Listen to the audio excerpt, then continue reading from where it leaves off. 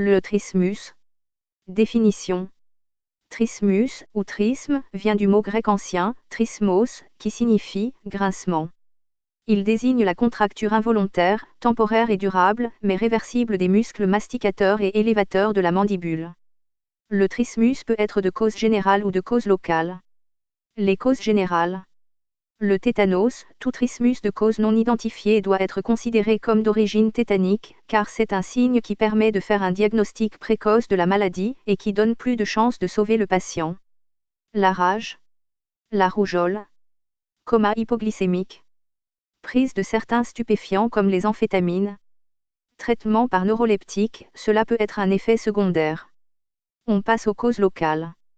Il y a les infections dentaires et oropharyngées, dents de sagesse et amygdale surtout.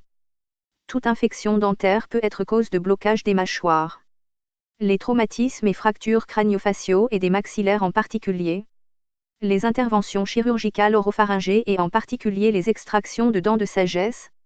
Les pathologies de l'articulation temporomandibulaire, en particulier les luxations non réduites. Le trismus rend la manœuvre de nélaton beaucoup plus difficile et il faut parfois faire une anesthésie générale ou une tronculaire unie ou bilatérale. Et enfin traitement de trismus. Traitement étiologique. Le premier traitement et le plus évident est de traiter la cause, qu'il faut rechercher et trouver. Traitement mécanothérapique.